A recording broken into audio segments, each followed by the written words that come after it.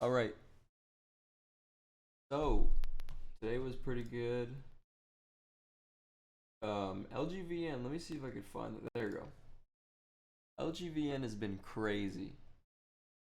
Um, y'all remember that breakout? It was yeah. We were talking about this whole ordeal, and it really played through on that. Just came up, and I just kept scalping it all the way up. I held the base position and just kept scalping it all the way up, and got the pull back, got the buy at 1050. Well, not there. Here we go. I had some orders, so took the buy at 1050, took a buy at 1104, and just kept those scalps going. And so I actually closed out a swing. I was down $40, and now I'm only down $4. So it's been a pretty successful day. LGVN is to thank that, and it looks like it's still kind of going, but it's definitely a little more extended for me now. So I've got a measly starting position at $10. If it decides to drop down to that, I will take that because I figure that to be a significant uh, port area there. So I'll take that at $10, and then that'll pop up. Just pop up on my positions list, and I'll get to take a look at it then. If I just put alerts and stuff, it'll kind of drive me crazy. But if I have the order ready to go, at a pretty significant level, that should be okay. So right now I'm done trading this. I don't know if it's gonna keep moving, but I'll have my eye on it. But I do think it's kind of correct. So get ready for that. But anyway, I'm looking at DRCT. That's what I've been trading the last 10 minutes. Um, I took an oil position. We'll take a look at the my scanners. This is what I watch for the market. The USO is kind of it's kind of uptrending, but lower highs. So I figure it's gonna start moving up higher because the SPY is gonna be rebounding back to the downside. So I like to try to take oil inverse with the regular markets. That's a safe bet, and especially even this financial. This is a bear ETF. So when this is up, usually the SPY's down. So and then I have my VIX, but everything looks pretty kosher in terms of my plan, right? Because my plan is to buy oil, so buy, and the regular market needs to come down, the bull market needs to come down. I want to see VIX definitely start moving up, and especially I want to see these bears, which are opposite in relation to the regular bull market. I want to see these bears start moving up, and that's what I did today for my swings, countering that.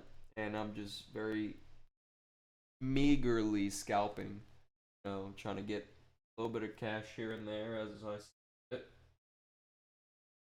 Well, anyways, yeah, DRCT. This is the play from yesterday. You can look on the 30-minute here. I must have got in around this price, and then I realized it was gonna curl up, so I held it and I put my sell orders. Um, I deleted one at 450 because I wanted to keep this 10 share in case that it moved up and past this resistance. So I still have one. Um, I still have one block of shares. No problem. Um, Figuring about adding more, but that's okay. We're just gonna leave this to kind of definitely sit. Um, I know that this is not done moving up.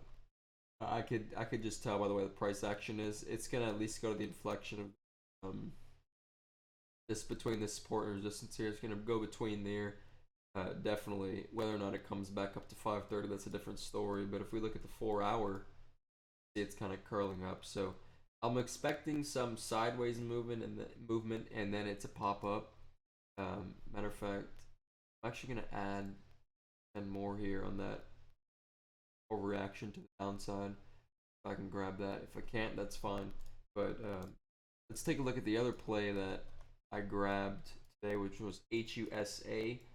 Um, Grabbed it around this area, grabbed it 460 exactly. And if you take a look at the 4 hour, I mean, it's just nuts.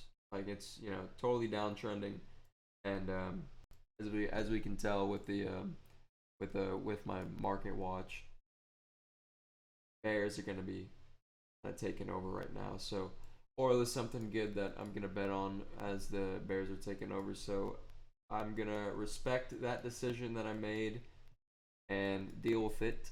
And we're gonna see what goes on. Just got filled on 10 more shares on DRCT. Got the bounce back up. That's okay. Anyways, look at Hook. Hook's doing great. I like that. I mean, it's gonna keep curling up, and eventually it's gonna reach to that 625 day moving average. But that's not what I'm looking for. I'm actually looking for a little bit higher than that, and I'm gonna take that money there and then reassess what to do, because I'm fairly positive it's gonna reach that. So I'll have to make sure what I want to do when it reaches that. I think when it reaches that, it's gonna be a little bit combative because it's around its actual cash value. Oh, so they had looks like they had they either had earnings or something that brought the cash value down. So they're taking on more debt right now.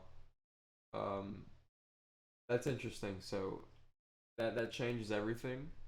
Um, this now could be something that trades above cash. So we're gonna see what it does. I still think I'm gonna get filled on that 344 mark. Look what the analysts are saying. So we're okay. We're okay right now on everything. Just want to make a little update video on today for Lgvn. It was amazing day on that. At top three leading gappers right now, or leading gainers, sorry, Lgvn, SABS, JAGX.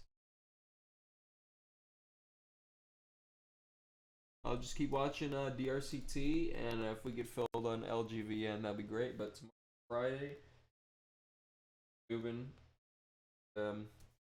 Basically it. Thanks for watching, guys. Just want to make this update video.